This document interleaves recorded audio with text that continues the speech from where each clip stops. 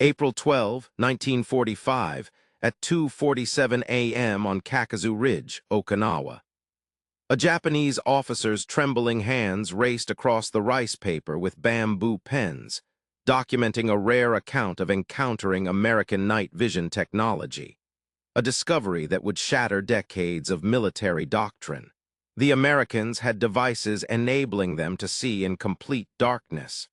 They eliminated our infiltrators at ranges of 70 yards under pitch-black conditions, without any muzzle flash visible. This was no mere rumor. The enemy could spot us while we were blinded. For 3 years, Japanese forces had held a distinct advantage in nighttime combat, honing their night attack tactics since the Russo-Japanese War of 1904 and instilling fear in Allied troops from Guadalcanal to Burma. Yet on this ridge in Okinawa, American soldiers engaged infiltrators under total darkness with lethal accuracy, using unseen positions.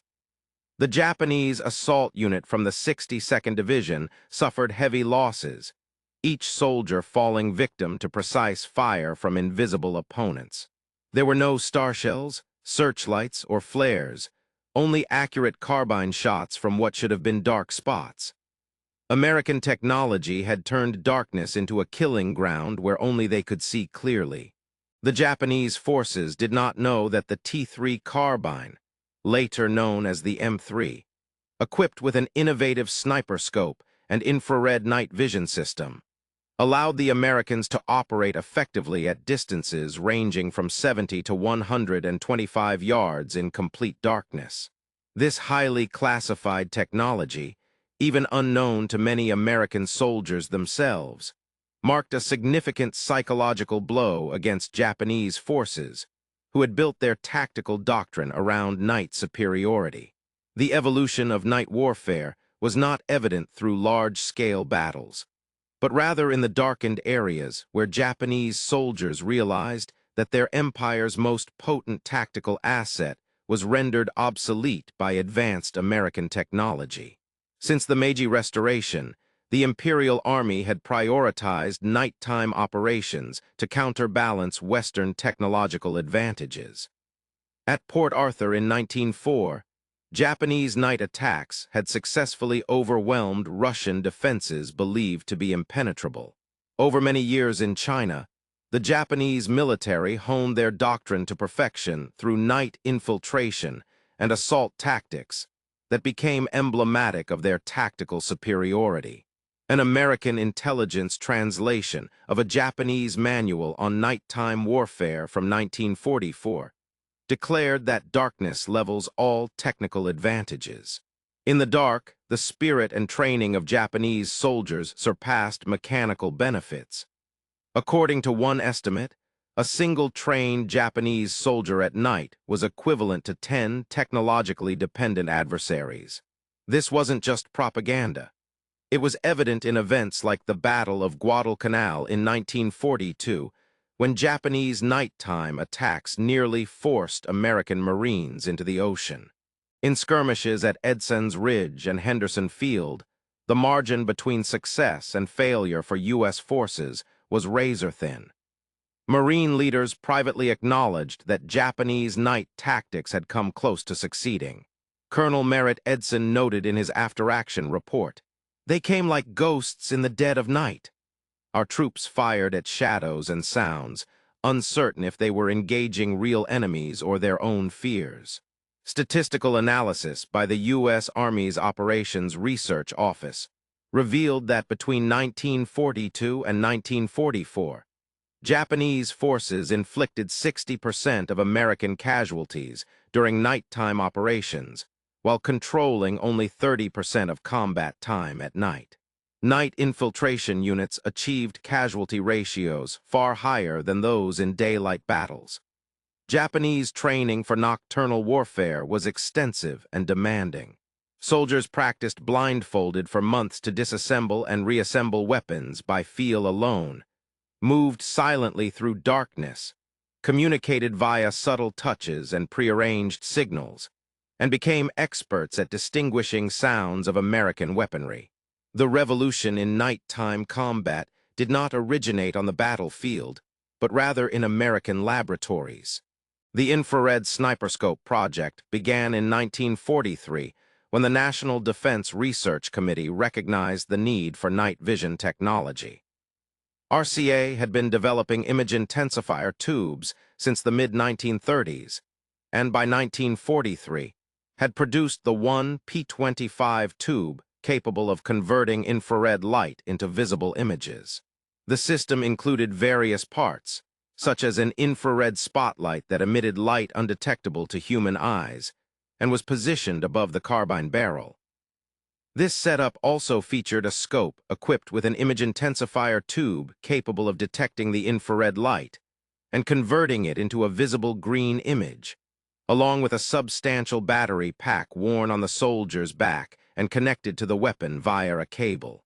The entire system weighed around 28 to 30 pounds, which was heavy but offered an invaluable capability: the ability to see and engage targets in total darkness.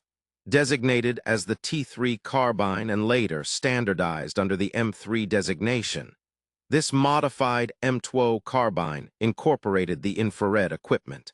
During tests at Aberdeen Proving Ground, operators achieved hit rates of 80% on man-sized targets at 70 yards in complete darkness, marking a significant advancement in night combat accuracy. The effective range ranged from 70 yards under poor conditions to up to 125 yards in ideal situations. Limited production commenced by late 1944.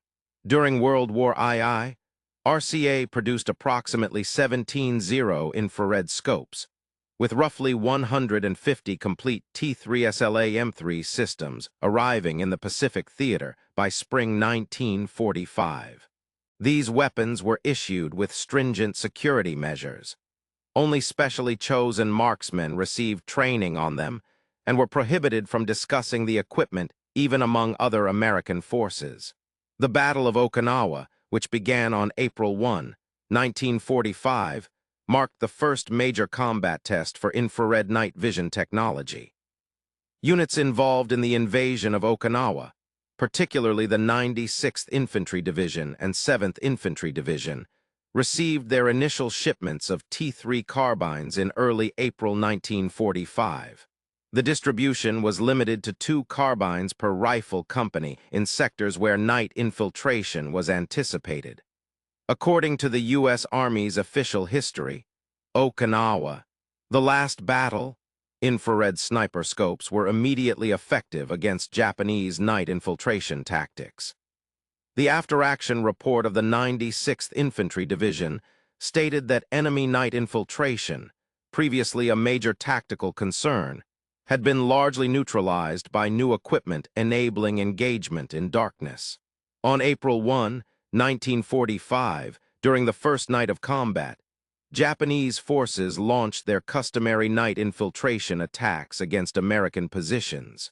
These tactics, which had been highly effective throughout the Pacific War, encountered a new reality. Soldiers equipped with infrared sniper scopes could clearly observe Japanese soldiers moving under what they believed to be concealing darkness. A report from the 7th Infantry Division highlighted the psychological impact on enemy forces when faced with accurate fire in complete darkness. The document noted that enemy units exhibited confusion and disorganization as a result of this new technology. After experiencing early casualties, traditional infiltration methods were discarded. The infrared system was based on a straightforward yet groundbreaking concept: an infrared spotlight, essentially a sealed beam lamp equipped with an infrared filter, emitted an invisible cone of light extending up to 150 yards. This light bounced off objects and was captured by the scope's image intensifier tube. The one P25 tube, produced by RCA, amplified the reflected infrared light and converted it into visible wavelengths, providing operators with a clear, green-tinted view of their surroundings. Technical Sergeant John Murray from the 96th Infantry Division, one of the first to be trained in using sniper scopes, recounted this experience during an interview with the Army's Center of Military History in 1985. He stated that looking through the scope at night was unlike anything he had ever seen before. Japanese soldiers appeared as bright green figures against a darker background, allowing for clear identification of their faces, ranks, and weaponry. Their movements were deliberate and professional, employing excellent light infantry tactics, but they were completely unaware of our ability to see them in the dark. The psychological impact was just as significant as the technological advantage it provided. Murray noted that the Japanese had dominated nighttime operations for 3 years, moving with full confidence under cover of darkness. Observing their movements through the scope revealed this certainty, until we fired and caused confusion and panic among them. They were utterly bewildered by our ability to detect them in the dark. Since the infrared spotlight was invisible to the naked eye, Japanese forces could not anticipate its presence. Operators were instructed to fire single shots or short bursts before immediately moving to a new location, making it nearly impossible for the enemy to return fire effectively, even if they could roughly determine the source of incoming shots. A week after the invasion of Okinawa, Japanese nighttime operations had markedly declined. The defending 32nd Army, led by General Mitsuru Ushijima, initially planned extensive night counterattacks as part of their defense strategy. However, these plans were largely abandoned following heavy casualties in the first week. Colonel Hiramichi Yohara, a senior operations officer who survived the battle and later wrote The Battle for Okinawa in 1973, noted that Japanese night assault units, which had always succeeded during 3 years of war, were being decimated before reaching their objectives. The Americans possessed an unknown capability that puzzled the Japanese forces. Although Yohara's memoir does not explicitly mention infrared technology, he likely never learned the specifics behind this American strength. Yohara documented how Japanese night operations completely broke down. Units trained for nighttime combat refused to venture out after dark. Decades of perfected infiltration tactics were abandoned. The U.S. Army's Operations Research Office determined that during the first week on Okinawa, infrared-equipped units accounted for around 30% of all small arms casualties inflicted on Japanese forces at night, despite making up less than 1% of American weaponry. This significant impact led to rapid shifts in Japanese tactics. Declassified technical reports from 1945 detail the capabilities and limitations of the infrared sniper scope system used by the Americans. It operated efficiently in total darkness, but had several constraints that were never uncovered or exploited by the Japanese forces. The power supply, which utilized heavy lead-acid batteries similar to those found in cars, allowed for only 20 to 30 minutes of continuous operation, though intermittent use could extend this period up to several hours. At nearly 30 pounds, including all components, the system was cumbersome and restricted operators from moving swiftly, rendering them fixed-position specialists rather than mobile infantry. Environmental conditions also played a role in the effectiveness of the infrared equipment. Heavy rainfall reduced its effective range to less than 40 yards, while fog and smoke scattered infrared light, making it difficult to distinguish targets accurately. White phosphorus, often employed in combat situations, caused temporary malfunction of the system. However, the Japanese forces, oblivious to the technology's specifics, never conducted systematic tests under these conditions. The infrared spotlight, although invisible to the naked eye, could theoretically be detected with certain optical devices featuring coated lenses.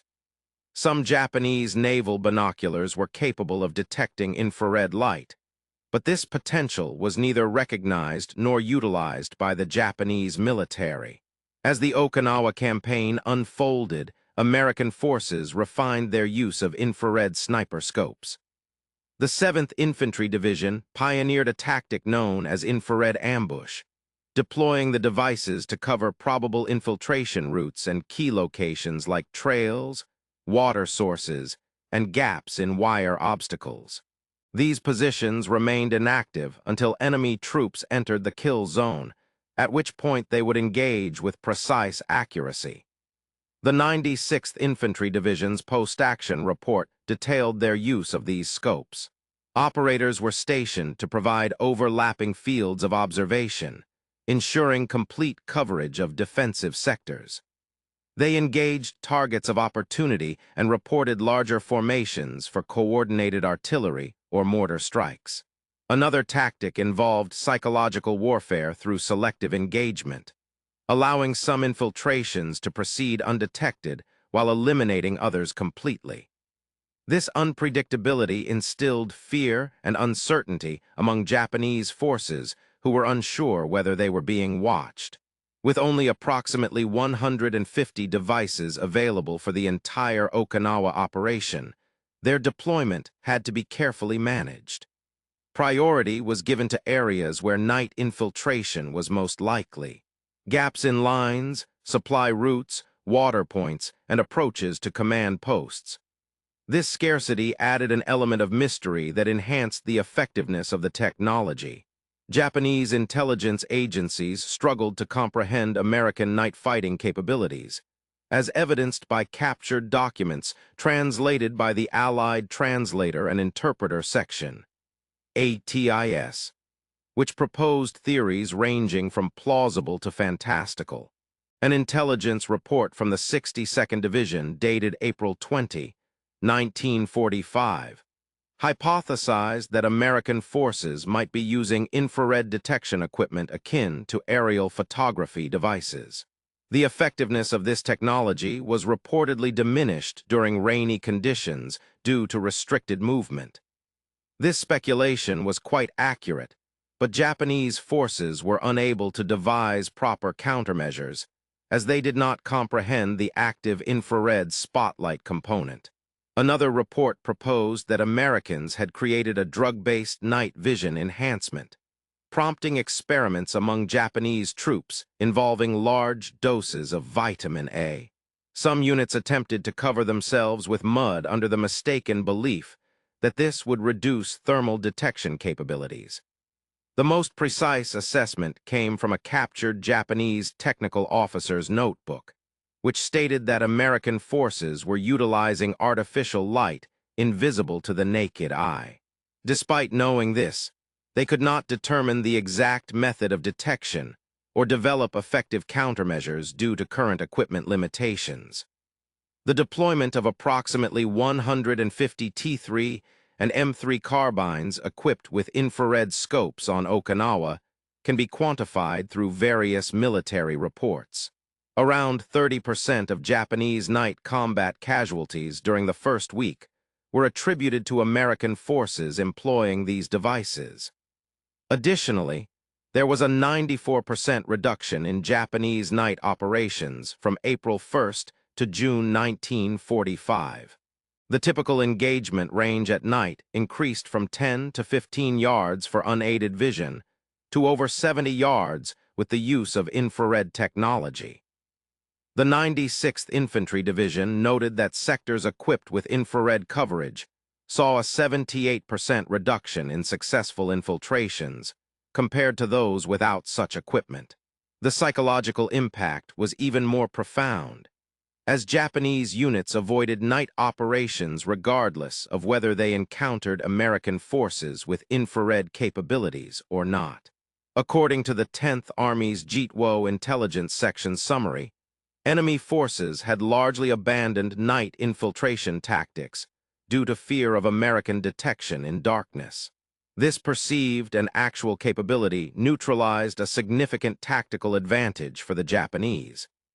The loss of night combat effectiveness had far-reaching consequences on Japanese defensive strategies, particularly regarding their reliance on nighttime movement for resupplying forward positions, evacuating wounded soldiers, and conducting reconnaissance missions. Japanese forces found themselves increasingly isolated due to their inability to navigate safely in darkness. As a result, supply lines that relied on night cover were cut off. Forward units stationed in caves and bunkers could neither receive reinforcements nor supplies, and wounded soldiers couldn't be evacuated. Nighttime runners who communicated between positions often failed to reach their destinations, causing communication breakdowns. General Ushijima's intricate defense strategy deteriorated into a series of disconnected strongholds that were vulnerable to separate assaults. The official U.S. Army history acknowledges that the Japanese inability to operate effectively at night, whether due to actual infrared surveillance or fear of it, significantly expedited the campaign.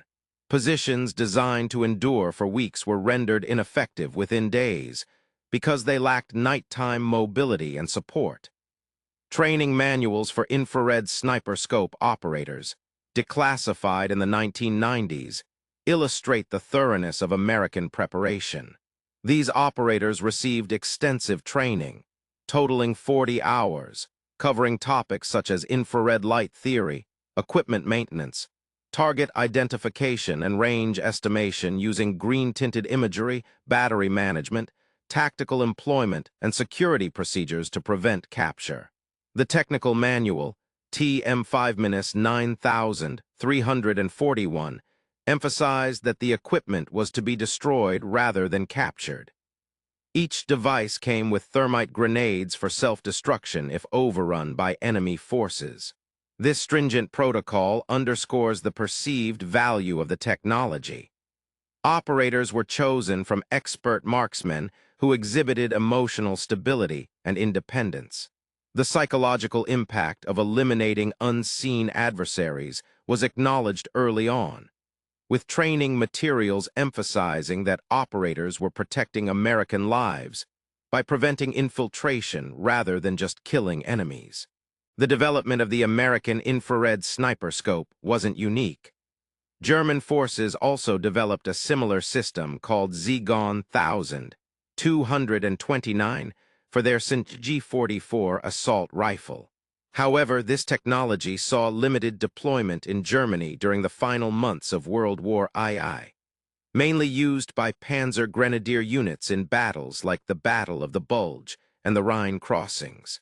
The American success lay not only in developing advanced infrared equipment, but also in deploying it extensively to the Pacific Theater, training operators thoroughly, and maintaining strict operational security. Despite Japan's advanced optical industry, companies such as Nippon Kagaku, later Nikon, did not develop infrared technology for infantry use. This technological disparity reflected a broader trend during the Pacific War. While Japanese forces often demonstrated superior training and tactics in certain areas like night combat, American industrial capacity and innovative technologies could quickly counter these advantages. The infrared sniper scope exemplified this dynamic by addressing a tactical challenge with cutting-edge technology. While many Japanese accounts remain unverified or are composite narratives, American combat reports offer compelling evidence of the infrared sniper scope's effectiveness. Regimental journals from the 7th Infantry Division in April 1945 contain numerous entries describing successful nighttime engagements at previously unattainable ranges. For instance, a verified account from the 96th Infantry Division details an engagement on April 15, 1945, when a sniper scope operator engaged an enemy patrol of about 12 individuals at approximately 75 yards at 23:30 hours, resulting in 8 enemy fatalities and no friendly casualties. The enemy displayed no awareness of being observed until the engagement began.